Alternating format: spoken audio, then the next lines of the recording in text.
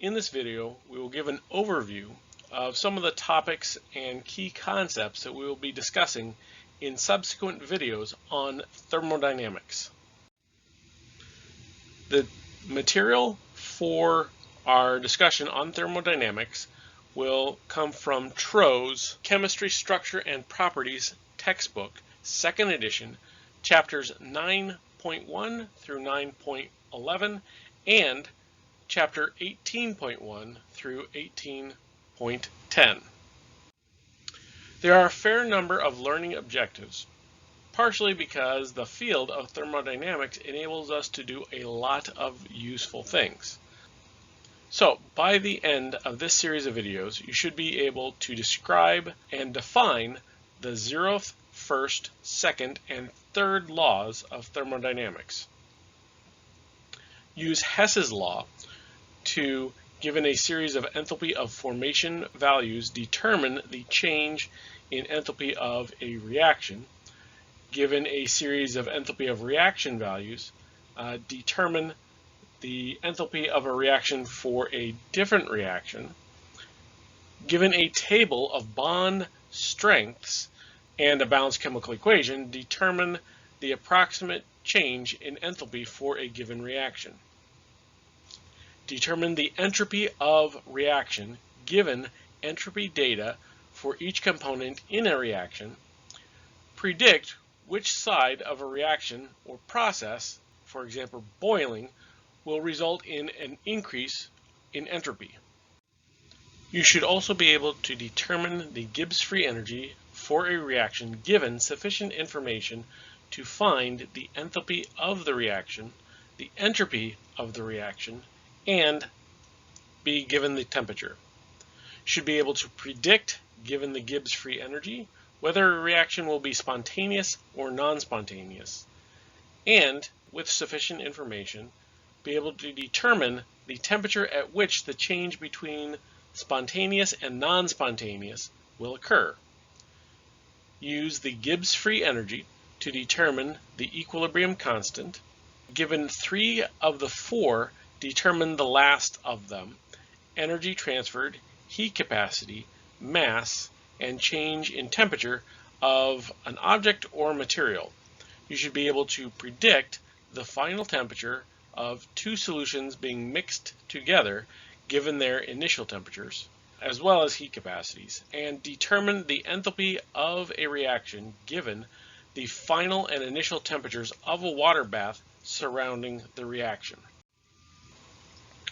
For terms, you should be able to define and or differentiate between the following terms: 0th, 1st, 2nd, and 3rd laws of thermodynamics, Hess's law, enthalpy, what a state function is, entropy, what we mean by Gibbs free energy, whether a reaction is spontaneous or non-spontaneous, what we mean by standard conditions, the specific heat capacity, as well as the molar heat capacity and just heat capacity, and calorimetry. Now, one of the things that makes thermodynamics particularly difficult when people are first learning it is a lot of the terms. And unfortunately, a lot of the terms come from a historical context. So the study and the laws of thermodynamics originated during the first half of the 1800s, about the time that the steam engine was invented. Particularly the engineers who were studying thermodynamics early on were trying to maximize the efficiency of the steam engine. The atomic theory was still not fully accepted at the time, and the previous theory, phlogiston, which viewed fire as an element, as well as heat as being a physical object, still had many followers. So the phlogiston theory, heat and fire were considered a physical object that was called phlogiston. Combustion under this theory occurred until the air was unable to hold any more phlogiston.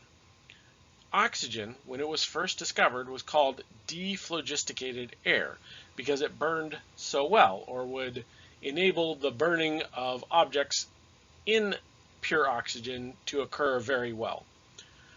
much of the terms that we will use come from this time. So when we talk about heat capacity in a couple of videos, the historical meaning of that was the capacity to hold heat. And heat at the time was viewed as a physical object. The term or the words heat capacity currently don't really make a lot of sense with our modern understanding of how energy is transferred and our elements. Now, we will talk about heat flowing from the system to the surroundings, and the term flow makes it sound as though heat is some sort of a liquid that can, well, flow between various objects. It doesn't, but it is convenient to use these terms because a lot of the ideas around thermodynamics were developed using these terminologies. So the key thing, though, is that heat is not a physical object. It is a process in which thermal energy is transferred from a region of higher kinetic energy, one where the atoms are moving significantly faster, to a region of lower kinetic energy. And that is done primarily through collision between the various atoms.